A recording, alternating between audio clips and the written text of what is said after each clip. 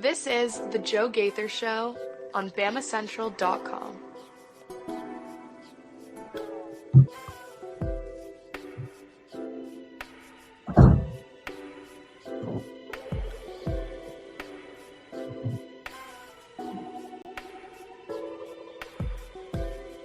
Good afternoon, Tuscaloosa, Internet World, West Alabama. How are we doing out there in Internet land? This is the Joe Gaither Show, and you're watching us on BamaCentral and BamaCentral.com. Of course, I am Joe Gaither. You are the listener, the viewer. We appreciate you so much. Listen to us on Spotify, Apple Podcasts, or on Amazon.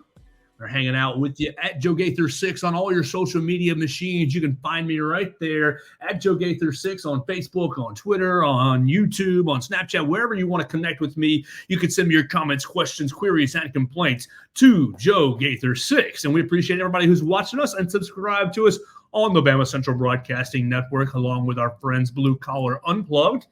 Let's have a fun day. Let's have a Wednesday, and let's do so by bringing in my friend Mason Woods. My friend Mason Woods, you can read him on BamaCentral.com, on MizzouCentral.com, on Cowbell Corner. Make sure you follow him at MAWoods_. We're going to have a lot of fun talking a lot of random things. We're going to talk a little bit of Tennessee. We're going to follow up on Tennessee. We'll hit on a little Auburn scandal. Alabama plays a huge basketball game this afternoon. Yeah, it's not Alabama-Georgia football, but it is just as big, in my book at least. Alabama got a huge win from South Carolina last night, and then we're just going to see what else the program has for us. We talked about a little Senior Bowl on just a minute today for Bama Central, and Kalen Deboer met with the media for about 8 to 10 minutes. We just listened to that, Mason and myself, before going live, so we'll touch on whatever we get into right there on the Joe Gaither Show on Bama Central and BamaCentral.com. Mason, what's good, man? Great to see you. I love the background. Oh yeah. You know, I figured we were going to be talking some Bama hoops today, so I gotta get in line with it. Yeah, I like your background as well. It looks like you've got a very nice home behind you. I didn't realize that you moved.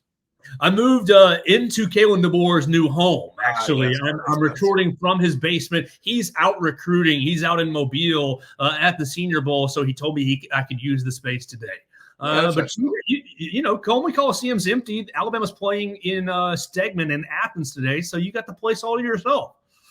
You know, it's a beautiful place. You know, some would say that it's a bit abstract in here. I enjoy it personally, but that's, you know, to each their own. Well, Mason, I want to get you to start with where we started yesterday. Yesterday, we started with Tennessee and their newest scandal with the NCAA, newest investigation with the NCAA.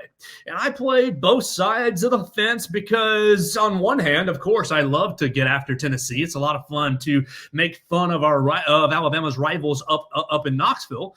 But on the other hand, the NCAA sounds like it's talking out of its rear end. And after we went off the air yesterday, it had kind of come out that the real crux of this issue, the real reason for this investigation right now, is Nico Iamaleava. However you want to say that. I love you. Apparently got himself a flight. He's a California boy. Got himself a flight from California to Knoxville during the recruitment process, of which this Spire company paid for. It was not paid for by the Tennessee folks. It was not paid for by Nico and his family, and thus a big old slap on the wrist. What in the world? Is the NCAA just grasping at straws? Are we in the perfect position just to sit back and watch the NCAA and the University of Tennessee hurl turds at each other? What's your make on 1 year later, after the Jeremy Pruitt scandal, after the Jeremy Pruitt ruling, Tennessee back in the spotlight, back in the target of the NCAA? Yeah, I think very similar to you. It it puts me in a bit of a tough spot because I do love to kind of hate on the Volunteers, and I like to celebrate when bad things come to Tennessee. I don't think I'm alone in that, but I don't think it's also crazy to think that this is kind of just the NCAA deciding to pick on poor Tennessee. You know, you have the Jeremy Pruitt thing come out, and, it is done and handled at this point. Jeremy Pruitt is banished to the depths of the football world. And now a year later, they want to, ruffle some more feathers about what really seems to be not that big of an issue, if I'm being totally honest. I saw the word retroactive, or the phrase retroactive punishment today a lot, reading through some various things about this situation. And I think that's a fair assessment. It really seems like the NCAA kind of just picked out of a hat and said, "Oh, sorry, Tennessee, you're the one that we're going to pick on today." Well, it's very similar to the recent Florida State case. Florida State was recently punished. A coach was suspended for a handful of games because a coach drove Amarius Mims, who is now at Georgia, drove a recruit from their recruiting visit to a meeting with an NIL booster to basically outline the Florida State NIL package. And really, I know the rules say the coaches aren't allowed to be involved in NIL, but what world are we living in? I mean, when you go on a recruiting visit, which I have gone on none, I have gone on no recruiting visits, but I know about them to a certain extent. You're basically on the timetable, on the schedule of the university and of that athletic program. Let's say you're going to visit Alabama for a football visit. You are on Ellis Ponder's schedule. You're on the Alabama football schedule. And at 8 a.m. we go to breakfast. And at 12 p.m. we go to lunch. And at 6 p.m. we go to dinner. There are activities scheduled every minute of the day. You go visit with the academic calendars at 9, or academic advisors at 9. You go see the athletic dorms at 11. Like, everything is scheduled out. And so for them to make any time for NIL from the Florida State perspective, like, this is just a part of the visit. It's wild to me. It's wild to me that the NCAA is saying, "Oh, you got turned in." Some Georgia Tech coach basically told on Florida State, "You got turned in. We're coming after you for this minor thing of you drove a recruit probably a half a mile from the athletic facility to wherever this meeting occurred, and boom, Florida State's in trouble." Okay. We basically go fast forward with Tennessee. You're already in bed with Tennessee, Nico Iamaleava. We know you're coming here. We've got this basically NIL deal outlined at $8 million. What's the big deal if the company that's going to pay him $8 million throws him on an airplane to go visit his new school or see his new school again? You laid it out perfectly. It's just really kind of preposterous when you think about it. It's the NCAA. It's almost like they feel that they have to lay out some sort of punishment, or else everyone's going to realize, oh, the NCAA is actually useless. Actually useless, but from my perspective, Mason, and really we hear from a lot of Alabama fans in our social medias, and we encourage you to do that at MAWoods _ at Joe Gaither 6 on all your social media machines. But you see a lot of celebration, a lot of "Ha Tennessee, you're getting it again." I caution, my big thought and my big worry is, what Alabama coach drove player X to a Yay Alabama meeting? I'm sorry, like, it just is what, like, I'm not sitting here to say, I don't know that Alabama operates, like, come on, do we even want to call that dirty? Do you want to call that dirty? Hey, Yay Alabama had a meeting with the recruit. Like, we had 3 recruits on this in town this past weekend for official visits. Steve Mbuamua from Canada. You had Rico Scott from Pennsylvania, and Amari Jefferson. And breaking news, I think I'm going to have Amari Jefferson join me tomorrow to talk about that visit. But you have those 3 guys. What are the chances that everything went exactly right on the visit this past weekend? I would say high, but you got to throw a little room for doubt. And if that's all it takes, driving a player to a meeting to get bleeped over, I would worry. I'm a little worried about the state of what the NCAA is doing and how they're picking and choosing and what it's going to mean for not only college football but college athletics as a whole. Yeah, I think you're totally right. I think this paints, a bit of a worrying photo of the future for college football here, because, obviously the last almost 3 years, over 3 years have been right at 3 years for NIL. Right at 3 years. So, this is uncharted territory, obviously. We all know this. And the NCAA knows this as well. And, again, it really just kind of seems like they're throwing these punishments out willy-nilly to people when they really don't have a lot of basis for many of them. Because like like we have laid out, it is something as simple as a coach driving someone to a meeting I really think there's bigger fish to fry in this whole NIL space.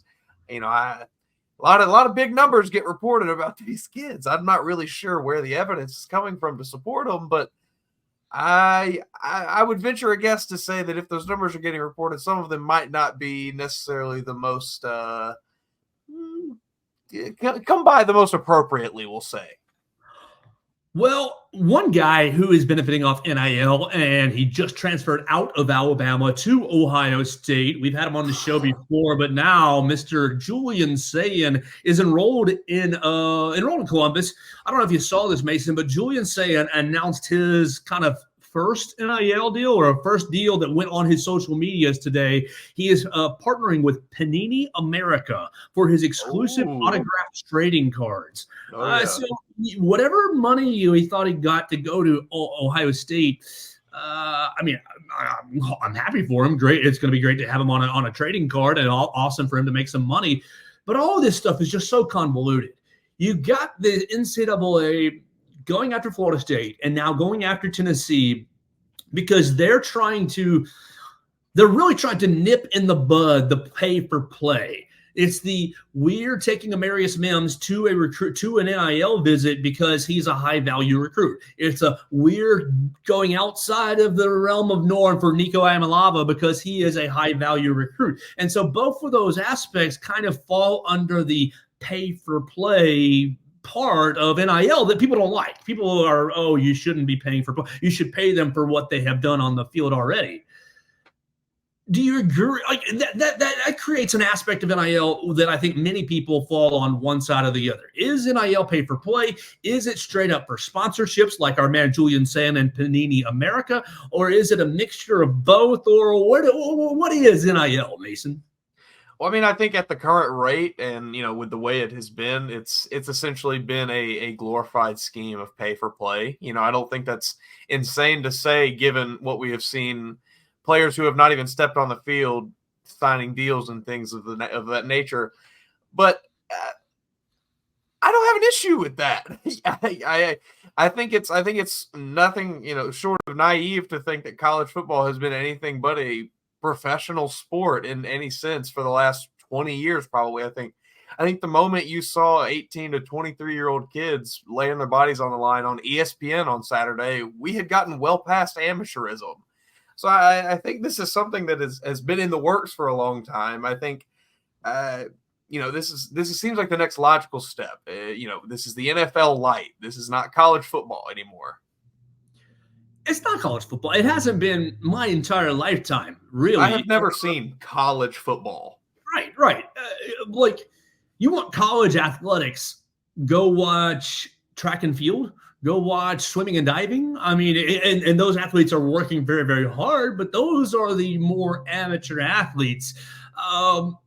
But I think the NCAA is wrong here because I think the NCAA is wrong going after these programs, even though Florida State and Tennessee, you're, Alabama's rival or whatever. I think you're wrong because people want to say it's pay for play, and you want to say, we're giving, X recruit X thousands of dollars to sign. But you got to ask yourself, if these players, if these high schoolers weren't valuable, why is anybody going after them? Why do they have 5 stars next to their name? Why do they have 4 stars next to their name? Why do we say, I want Billy over Johnny because Billy looks a lot more talented than Johnny does? That's already name, image, and likeness that Billy has earned for himself. The reason that Nico Amalava is so valuable as a high school senior is because he has been identified as a special high school prospect.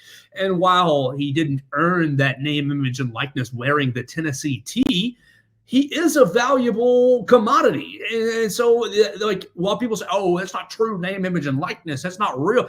If I were to be recruited by the University of Alabama, that obviously gives me some sort of cachet, some sort of notoriety. And thus, if I say, okay, you're recruiting me, I'm a 4-star recruit, I might end up with, a couple thousand yards receiving or whatever. You're going to need to pay me some money.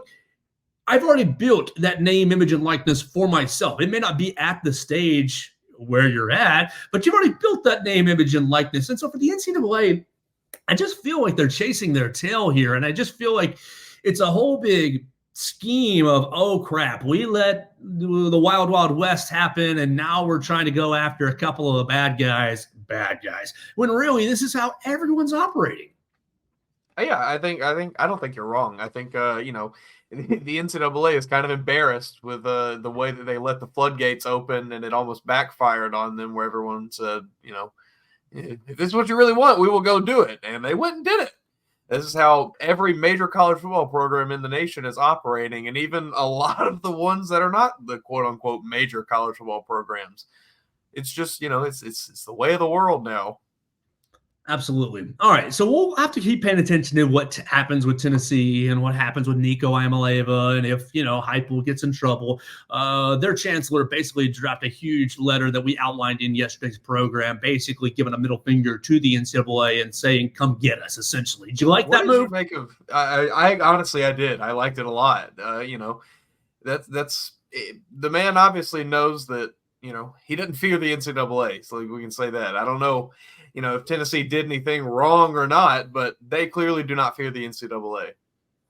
Yeah, Donda Plowman was their chancellor, and she basically said, y'all told us last year that we were doing such a good job being transparent, and now we've lost all our control. Well, what the deal? And basically she said that the NCAA was a broken system. I think it's the right move. I said it yesterday. I think it's the Will Wade move. Basically, NCAA, you come into LSU and you prove all these allegations. I think you need to treat the NCAA like they are a powerless program, like they are a powerless entity.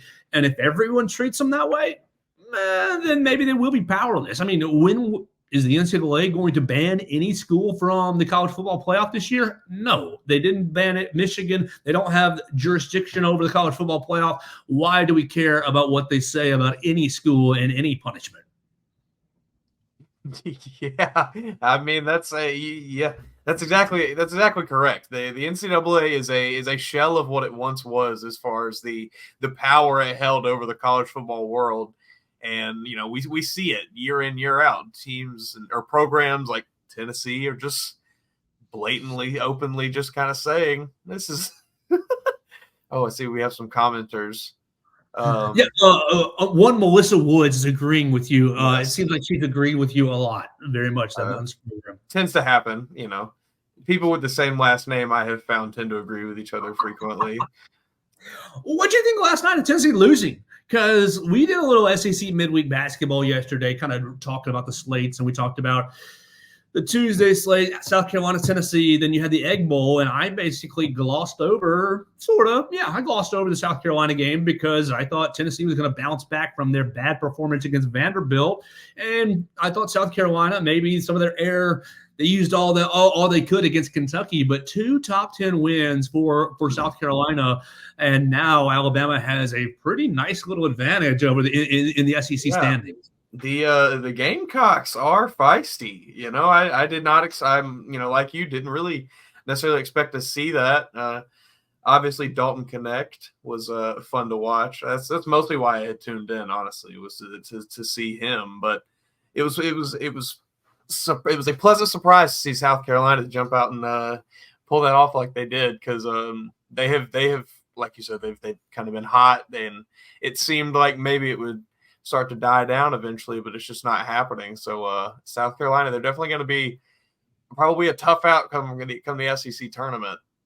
Yeah, so how fortunate is Alabama to get South Carolina, second game of the SEC season, beating them 74-47, kind of before they hit their stride a little bit. No more South Carolina on your schedule. You held Lamont Parrish's team to 47 points. Basically, you went in the second half 15 minutes or so without South Carolina scoring. To get that win now and to see South Carolina taking down Kentucky, taking down Tennessee, it's huge. That's massive. I think that's huge for the Tide's resume. It's huge for the tournament resume. It's huge for everything. I think being able to beat a team before they can find their stride is kind of it's exactly what you want to do.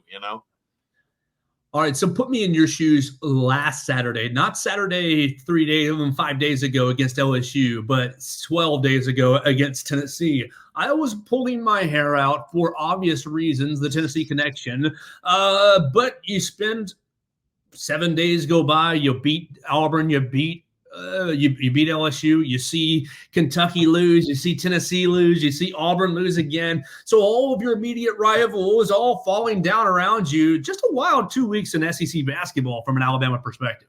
Yeah, I think the immediate panic button that I kind of pressed after watching Tennessee just obliterate Alabama was it's basically been relieved at this point. I think I don't think Alabama can necessarily kick their feet up as if they've won everything, but they've got a pretty they're sitting comfortably atop the SEC and can kind of coast from here on out.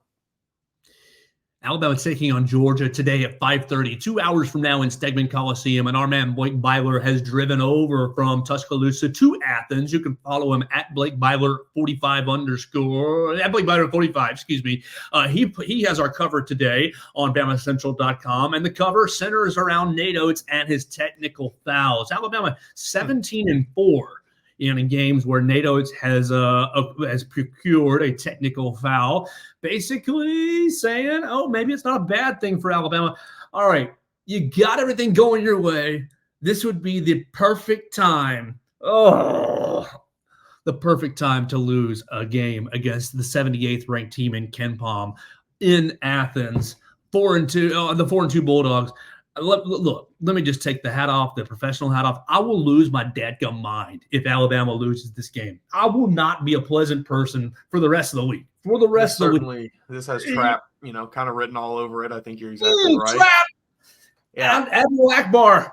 Especially given watching your rivals, Tennessee, Auburn both go down in the fashion they have. It's been a good week, not only for Alabama themselves on the court, but for their rivals off the court. It's been a good week for Alabama. So it does set up well for a bit of a, overlook the Georgia Bulldogs going to Stegman and kind of just lay an egg. But,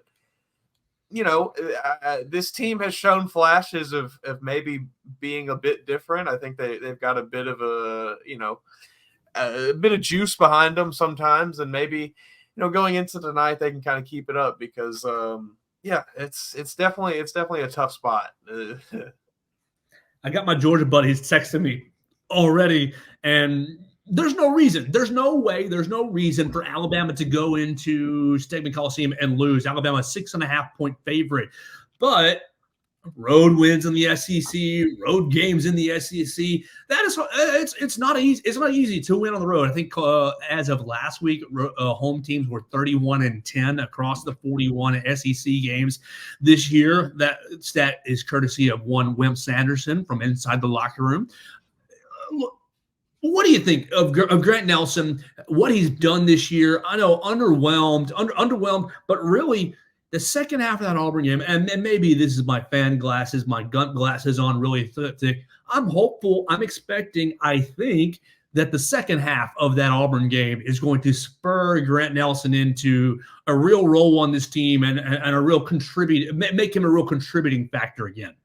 Yeah, I definitely think, it seemed like he started to carve out a rhythm a bit more in the second half of that game. He kind of found himself a little bit because – like you said, I don't think it's necessarily crazy to say he's been a little underwhelming, especially at home this year. He struggled to shoot the ball. He's been fine down low. I think he rebounds well. I think he's a solid presence in the paint defensively, but he has definitely struggled to shoot the ball, especially in the first half of that Auburn game. Put up some, downright embarrassing shots. They were just ugly. But I do think he found his rhythm a little bit. I don't remember who exactly it was that I saw. I want to maybe Ryland Griffin. I saw a quote from one of them talking about, kind of getting with him during halftime there and kind of just talking to him and helping him get his confidence back up. And I think that's huge. I think, he went out and he had a solid performance in the second half. And I don't think that he necessarily is going to turn into what some Alabama fans may have thought he was going to be this season, the 7-foot monster on the wing that's going to dominate every game. But I think he maybe has carved out his niche on the team as he's got a solid role. He kind of knows what he's going to do in there. And moving forward, maybe we see him expand that role a bit. Well, what's the ceiling for this Alabama team? We had that conversation a week or so ago where after they had lost to Tennessee, I was basically kicking the bucket. Oh, you're going to be on the tournament, but you'll be lucky to win a game. at this point, everything's back on the table with SEC regular season title, make a run in Nashville, make a decent run in the Big Dance. What's your feel for this team? I mean, the inside presence, not necessarily. I mean, Janai Broome, 25 points last week. Yeah. You're getting beat up on the inside, but when you're making threes, you might be one of the toughest teams in the country to beat. Yeah, I think this team's shooting will take them as far as they can go. I think on a cold night shooting against a team that's strong in the middle, where Alabama's probably going to struggle if they, depending on who they come across with their tournament bid. That's I think a lot weighs on who the matchups are going to be when they get to the tournament. I feel the SEC tournament obviously is going to be tough, but like you said, SEC tournament title is definitely on the line. SEC regular season title is clearly on the line. They're sitting comfortably at the top. But moving into the NCAA tournament, I think it's going to be very matchup reliant. Getting a team that is going to bang down low, that's not really going to be a matchup that Alabama wants, especially if they get a cold day shooting. But it's honestly tough to predict the ceiling for this team. I have a hard, night in, night out. You go back to that Auburn game, it felt like, oh, this team they can do it. This is one of the best teams in the country if they play right. But you think about that Tennessee game, and like you said, it was all doom and gloom. This team isn't going to do anything the rest of the year. Might as well kick the bucket, kick the towel in now. So it's hard to say one way or the other. I think it's just going to weigh a lot on who they get matched up with in the tournament. Well, have you had fun watching this team? Because I have. I think it's a fun team. I think Mark Sears is very fun to watch specifically. Oh, speaking of Mark, left off the Bob Cousy Award, left off the Jerry West Award, he's kind of not been getting give me no respect. No respect for Mark. Is it because, and this is what I said yesterday, and disagree, please don't always agree with me, but yesterday on the show, I acknowledged being left off these lists and leading the SEC in scoring, 20.5 points per game. He's making 47% from three. He's killing it. He's playing great. But no one's giving him any respect. And I think this is the most caveman answer, but I think it's because he doesn't look like a superstar. He doesn't carry himself like a superstar. He's diminutive at 6'1" ish.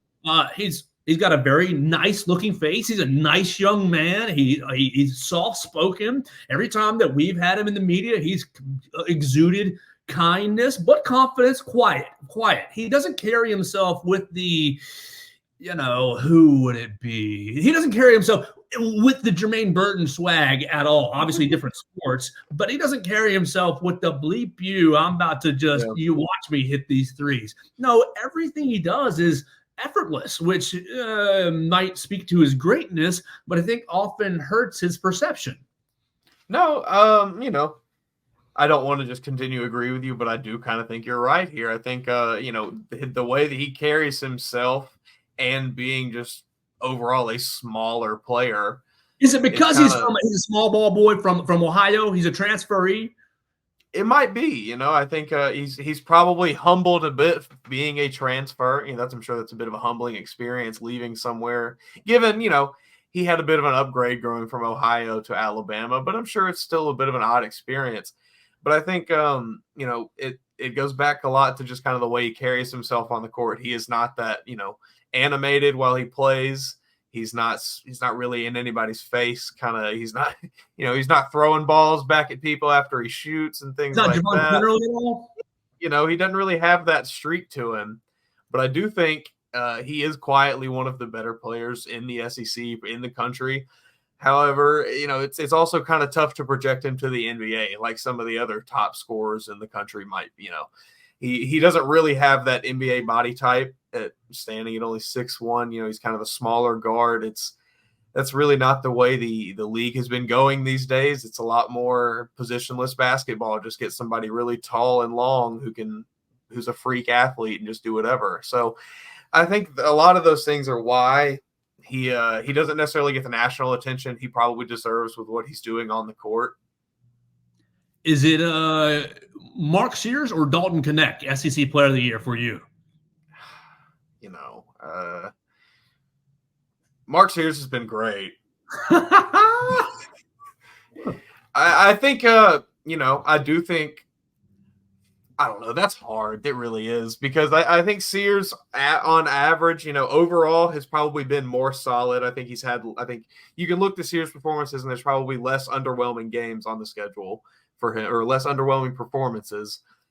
But there's also less mind-boggling, oh my God, how did this guy do this performances for Mark Sears. You watch Dalton Knecht, you never know. He could go drop 35 that night.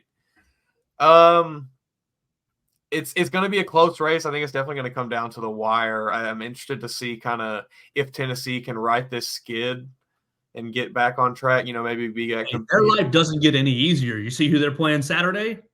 Who they got this Saturday? They are on the road in Rupp Arena. Big Blue Nation. See, that's if Tennessee can get back, maybe who knows? Maybe Dalton Knecht has a big game against the Tiger or against the Wildcats on Saturday, but.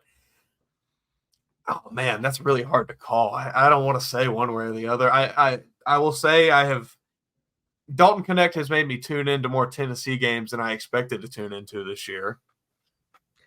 Well, things are really breaking very nicely for Alabama as far as the schedule goes. If Alabama can avoid the trap game this evening over at Segment Coliseum, they're bringing Mississippi State into Coleman Coliseum on Saturday, and obviously it was a tough game going to Mississippi State a couple of weeks ago and winning on the road. One of the few teams that have done that. State losing last night to Ole Miss on the road in the Egg Bowl. But things are flowing nicely. You beat Georgia today. You have a good performance and hopefully, likely, probably beat Mississippi State. You see Tennessee and Kentucky beat themselves up. And you could be sitting with a multiple game lead by the end of Saturday night if you handle your business. And if you'd have told me that 2 weeks ago after getting drummed by Tennessee, I'd have said, I want the drugs that you're on. Yeah, it really has kind of just been a perfect storm for Alabama the last 2 weeks since that tough loss against Tennessee. Everything's kind of going the Tide's way right now. And obviously you got to avoid that trap game today, but moving forward after that, things are looking pretty good for the Tide. Absolutely. Let's head down to LA, a little lower Alabama real quick. And you're watching us on the Joe Gaither Show on BamaCentral, watching us on YouTube, Facebook, and Twitter, listening to us on Apple Podcasts, Amazon, and Spotify. We're hanging out with our friend Mason Woods. He writes for BamaCentral.com. He writes for MizzouCentral.com and for Cowbell Corner. So make sure you follow him at MAWoods_. But in lower Alabama, the Senior Bowl is going on. Senior Bowl week. Kalen Deboer was meeting with the media about an hour or so ago. We listened to that before the show. You can read about his comments. You can read about his comments right there at BamaCentral.com. The biggest thing to me is the fact that the crazy calendar that Coach Deboer has kept over the last 3.5, 4 weeks. Look, he was hired – he's been on the job 2.5, 3 weeks now at this point because he was introduced on a Saturday. So it's been almost 3 weeks now. And I don't know if he spent the night in Tuscaloosa yet. Basically, was introduced on a Saturday, has been on the road recruiting his tail off. You see him all over social media at this school in Mobile, at that school in Mississippi, at this school in Georgia, all over the place, and his staff as well. The biggest thing that stood out to me, Mason, was, we can't wait to get back to Tuscaloosa next week after National Signing Day and get our system started, get these guys learning our system. What have you thought of the first couple of weeks? Obviously, we won't know until, these recruits start to pan out. What have you thought over the first couple of weeks on the job for Coach Deboer? And really from a football standpoint, you and I are kind of the same football junkies. How excited are you to learn or observe or get to know a new offensive and defensive system at the University of Alabama? First off, very excited to just see something new on the field for Alabama, specifically offensively. Obviously, Deboer, his offense last year at Washington was just one of the most entertaining things to watch week in, week out. Michael Penix Jr. was putting up video game numbers, seemed like every weekend. Romo Dunze was absolutely just dominating any defensive back you put against him. But I think, going back to what Deboer has done in the first few weeks he's been here, I think he's done basically everything I would have wanted him to do. I think, pushing the implementation of your actual systems back to the back burner a little bit and focusing on these recruiting relationships first is a great way to start, because that is the baseline of any good team, any good program. That's exactly what Nick Saban did when he got to Alabama in 2007. He went right after the recruits that he knew exactly who he wanted, and he went out and got them. So I think, taking the first few weeks to just make sure that you not only contact the guys that have committed to Alabama that you want to keep, but go out of your way to get the guys that might be on the fence and try to, let them know, hey, I'm still here. Hey, this is what we want. Hey, we want you here. I think that's a perfect way to start the Kalen Deboer era at Alabama. And I'm very excited to see what happens. I don't know. It was an intriguing move to see some of the players transfer that did transfer, given the new systems that are going to be implemented. But regardless, I'm excited to see the new guys who step in and take those places, because I think they're going to thrive. All right, so there's only 3 players at the Senior Bowl from the University of Alabama: Will Reichert, Justin Boygby, and Chris Braswell. So, Mason Woods, let's play a game. Which of the 3 players is this week most valuable, most important for? Who can make the most money off this week? And before you answer, let's put this into context here. Will Reichert, only 3 kickers were drafted last year in the NFL draft. Will Reichert might be an undrafted free agent. He's going to get a camp look at the very least. That's where he's kind of starting. But a strong week in Mobile could see him become a draft pick and get an actual contract that's worth 3 years with the 4th-year option. Yeah, it's probably going to be a 4th or 5th or 6th-round draft pick, so not as valuable, but he stands to make a lot of money with a good week. All right. Or Justin Boygby. Right now, he's in the 4th, 5th, 6th-round draft pick range, which is really good money and a great contract. But if he has a good week, you go from that 4th, 5th, 6th round to, oh my gosh, are you a 3rd-round draft pick? Have you gone from day 3 to a day 2 pick? Is that jump more valuable than the Will Reichert jump? Or lastly, Chris Braswell, who is selected right now, projected right now as a mid-2nd round pick in the 40s, before 40 to 50 in that range. If Chris Braswell has himself a very strong week and becomes the 5th Alabama 1st-round draft pick in this year's class, which jump is most valuable for the 3 guys? Who has the most to gain this week? I think, as much as I love Will Reichert, I'm going to probably go ahead and rule him out, unfortunately, right off the bat, because as good of a week as he wants to have down there in Mobile, I'm pretty sure just about anyone that has any interest in Will Reichert already knows exactly what they're getting in him. I don't really know how much. I think he can honestly only hurt himself by going out there. So I probably wouldn't have even gone out there anyway if I was him. But, go do your thing, Will. Happy for you. Go out there and, maybe you do become a draft pick, and that would be great. But I think the real conversation is between a Boygby and Chris Braswell. And it's easy to just kind of say right off the bat that jump from 2nd or 3rd round to a 1st-round pick is going to be the most valuable one. But I think that, you look at a Boygby, and I really think that players specifically, on the interior like that, the defensive linemen, the trenches guys at the Senior Bowl have a great opportunity to move up in the draft. It seems like we hear about it every year. There's risers from the Senior Bowl, whether it be offensive or defensive linemen. It seems like every year there's a few of them.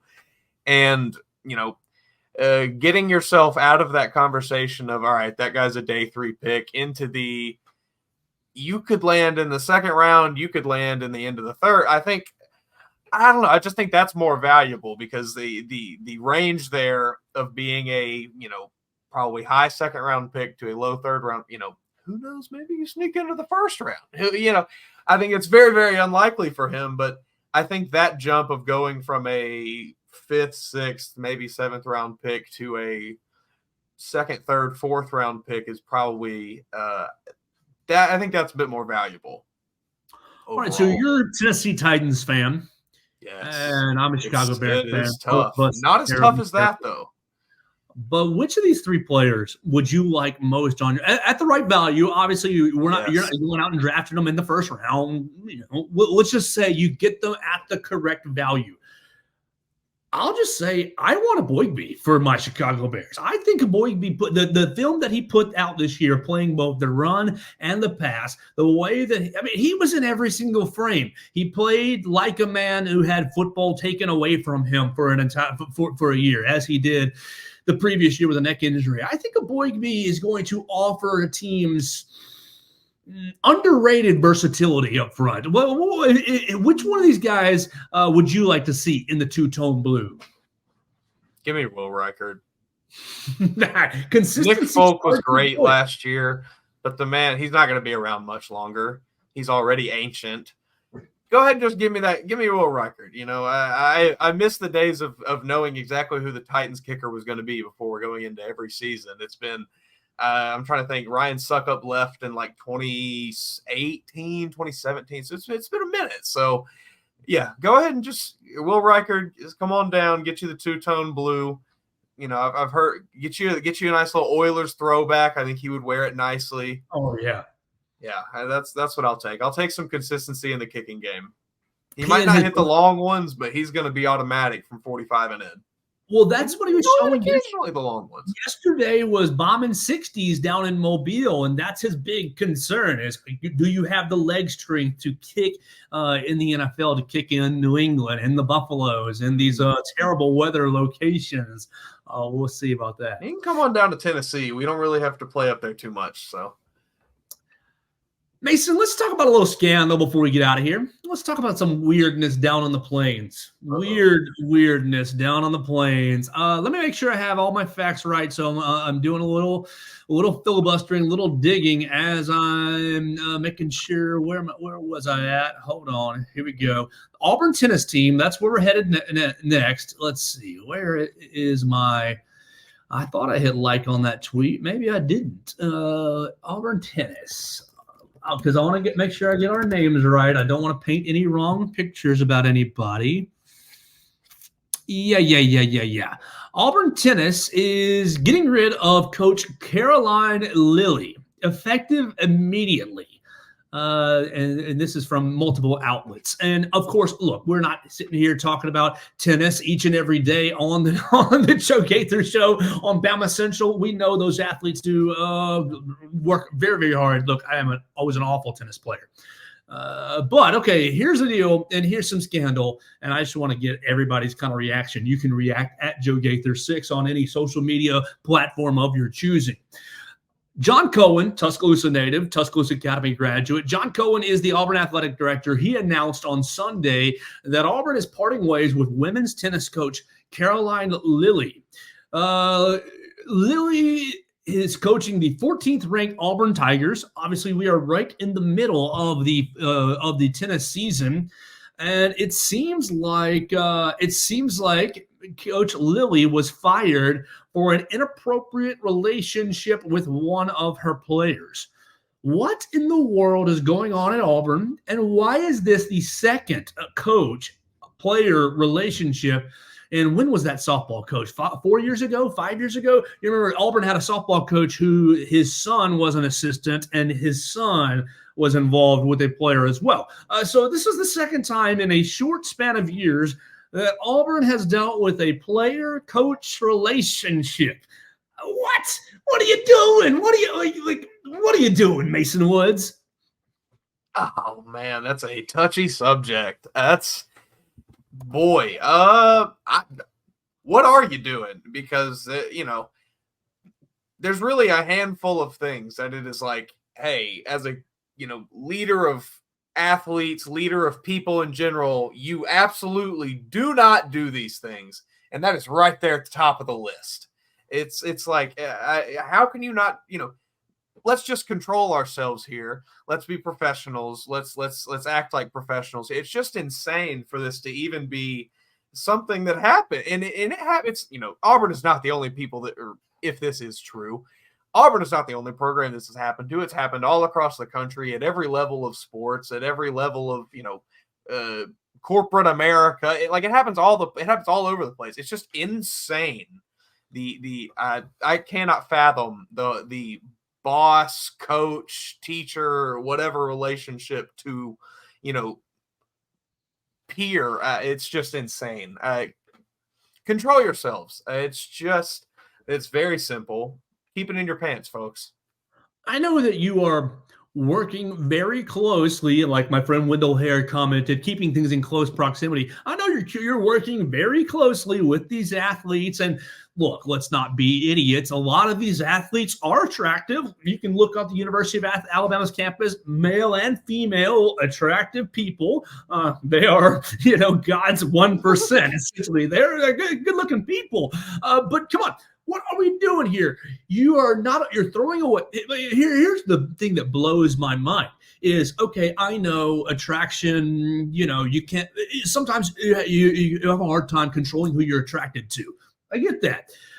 But you're throwing away a career that you have built for, it might be love and it might turn into a lifelong relationship. Certainly might, but you're literally risking the entirety of everything that you've built on, well, maybe this young person.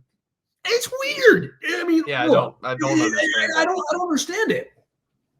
There's entire, I don't know. It is, like you said, it's risking everything you have worked, for a lot of if it is a coach, a lot of them, it's not like a coaching job is just handed to people. They have worked very hard. They have cut their teeth doing, coaching at various levels to get up to this point.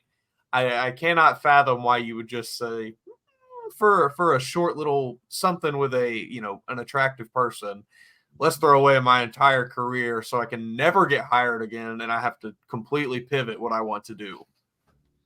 She was in her fifth year as Auburn's as Auburn's head coach, named head coach in 2019. If you go to auburntigers.com, her page is currently pulling up a 404. She is not found. Wendell Hare asks, shouldn't risk your career for someone who hasn't even began to enter the real world? Exactly. Wendell's exactly right. I mean, granted, these college athletes, they are adults past 18, but they're not making real checks. They're not making decisions.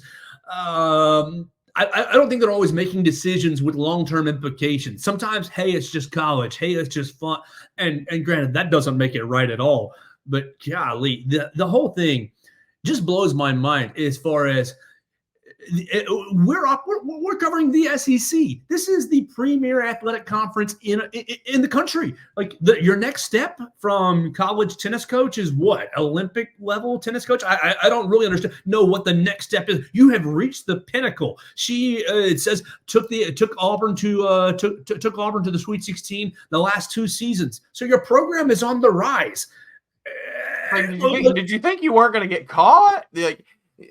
Because you just say this is the top of the top when it outside of the Olympics, or say just this is right up near the top of tennis.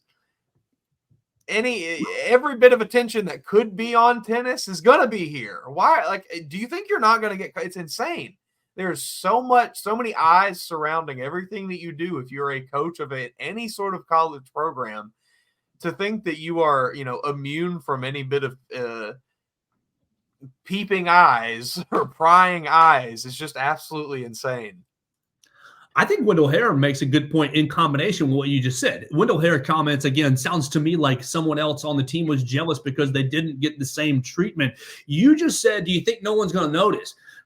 Look, we have been in offices and businesses where coworkers are sleeping with one another or are dating or, what that happens. And that's happened in many places. But the funny thing that always happens in those situations is you ask Billy, and Billy, you go, hey, Billy, how are things with you and Sally? And Billy goes, oh, I don't know what you're talking about. What are you talking about? Me and Sally? Nothing's going on. Nothing's going on. Everybody knows you guys are dating. Everybody knows. If you're not dating, everybody knows that you're being intimate, that you got something going on here, that you are more than just coworkers. It's usually obvious to see. And it's so funny. People are like, no, I don't have a crush. And be like, oh, Mason, I know who you like. I know you like, Susie. And it's like, oh, I don't have a crush on Susie. Why do you think that? Everyone knows it. And so in close proximity. Wendell hits it. Someone had to let it out. Who snitched? Someone had to let someone on the team had to say either special treatment's happening or the coach is not doing their job or maybe playing time decisions are being some sort of like you risk so many ripple effects. When you're leading a team, you kind of have to be above reproach because if I bench you because you're not playing well, I need to be above you're not doing your job either. Like, it's just so crazy. And Wendell sums it up. It's middle school drama in the adult world. Yeah, that's a pretty good way to put it. But I don't know, when you're in this situation, this information is newsworthy. It's not. Oh yeah. It's different. Obviously, it is just it's kind of just gossip when you boil it down, but it's not like you're just two regular people who met each other. You are a coach and an athlete, a student at a university. It's just if this is true, if this is all, obviously this is all rumor mill. This is alleged. We don't know if any of this is true or not. But boy, it's an unfortunate story. It's an unfortunate look for Auburn. It's a bad look for the family. Just one more note to close this loop. I didn't plan this, Mason, but the SEC, as we are recording, put out its tennis players of the week. And Auburn sophomore DJ Bennett is the women's player of the week, along with Georgia freshman. I'm not going to pronounce her name. She's from Turkey. So I'm not, that is a name I don't know. But just interesting, DJ Bennett named SEC's tennis player of the week. Oh, things are going on down there in East Alabama, West Georgia. What else on your mind, Mason? What else on your mind? We're right at 50 minutes. We need to kind of hit a stop sign here pretty soon. Anything I'm missing or left off the table, or any juicy gossip in your end of the world? I'll say I did want to ask you your reaction. I saw a clip, and I guess it was from let's see, not this past weekend, but the weekend before, when Ryan Williams was on campus, and it was someone asking him, about playing for Coach Deboer and how it felt, to know he was going to be suiting up for, and he said something, and it was, I couldn't be more excited to play for any other coach except Coach Saban. And it made me think, because sure, that's a funny thing to say. Who's not going to say that? Coach, with Coach Saban still being close in proximity to the program, obviously, who wouldn't want to play for him if you're a football player? But it made me wonder, how long is that going to be happening? How long are we going to be saying these kinds of things about Coach Saban? Or, how long is it going to be before it's, oh, no, I want to play for Coach Deboer, not just, well, I want to go be close to Saban. That's an interesting point. I mean, as long as Coach has an office in Bryant-Denny Stadium, now I think I've been told that he's been down in Florida the whole month golfing, so it's not like he's been in Coach DeBoer's business. I think that's going to happen at least through the 25 class, because the 25 class all made relationships with the previous regime. It's probably going to happen. It's probably going to happen for 3, 4, 5 years at least. We're going to. Oh well, I want to go play for the program that Coach Saban built. Coach DeBoer's been doing good, but this is Coach Saban's. Do you think that's going to aggravate a Coach DeBoer? That's what I wonder, because look, I think Coach DeBoer he's given me no reason to think that he's anything but humble. He's had great press conferences up to this point.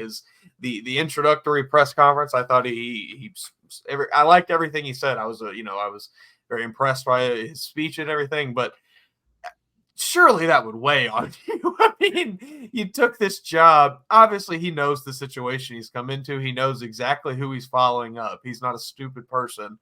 But man, you would think if you heard that from all of these kids that now you are the one talking to day in, day out. You're going out of your way to fly across the country to see them in high school, for them to barely give you the time of the day half the time. probably get a little annoying after a while. So I do wonder if maybe that's going to wear on him, or, if he just kind of is going to be able to understand that that's just par for the course when you follow up Coach Saban. Makes me think of something that happens in one of the fantasy football leagues that I'm in. We had a player, we had an owner leave his team, and his team was taken over by another team. And now, anytime that team wins, we give credit to the original owner. We say, "Oh, good job winning with Billy's team," and the secondary owner gets angry. "No, it's my team. I did all these moves this year. I made these trades. I added and dropped these players. Oh well, you wouldn't have done it if it wasn't Billy's team." And so it kind of is the same situation though, and obviously, great job winning with Saban's players. I think that's for sure going to be what any rivals to Alabama say. The moment Alabama starts winning, it's going to be, well, he's only doing it with Saban's player.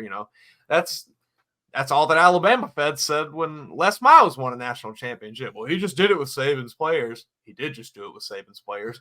But the point stands. That's all they said. So, he's going to hear that. It's inevitable. He is going to hear that.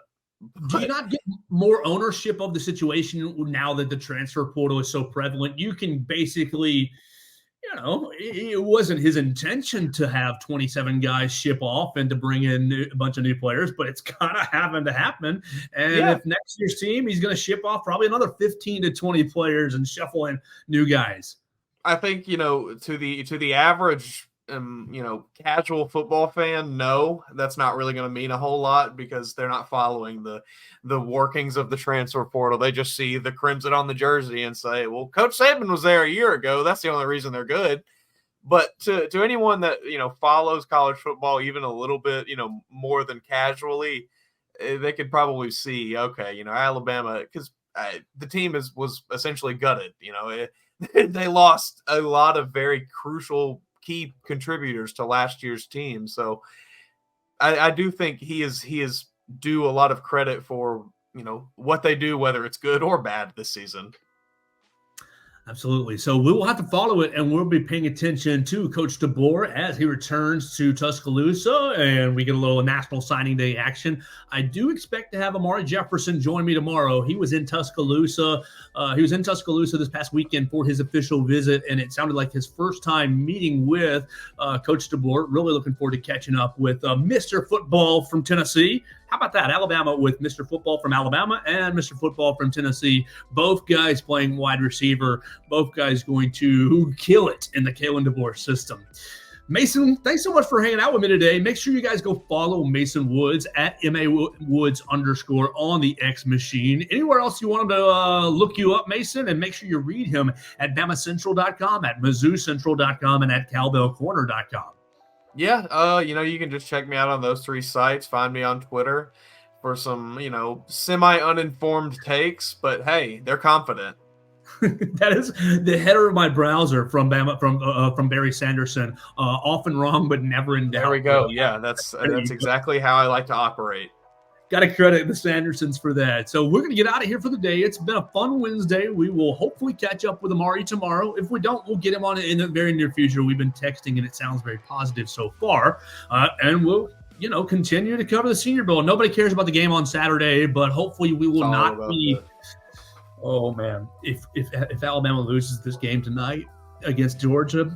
Look, if any of the listeners or viewers care about me, and if you don't, that's okay. That doesn't bother me. It's no problem. But if you do, if Alabama loses, send a welfare check, because send a welfare check for my dog, not me, for the dog. I love Abby so much. Her health and wellness depends on Alabama winning tonight.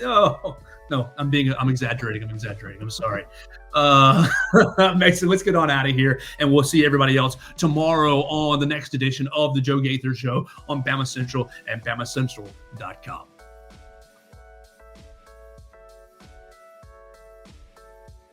Thanks for joining us on today's edition of the Joe Gaither Show on Bama Central. Keep up with Joe on all his social media pages at Joe Gaither6. Subscribe, rate, and review the show on Spotify and Apple Podcasts, and be sure to read us daily at BamaCentral.com.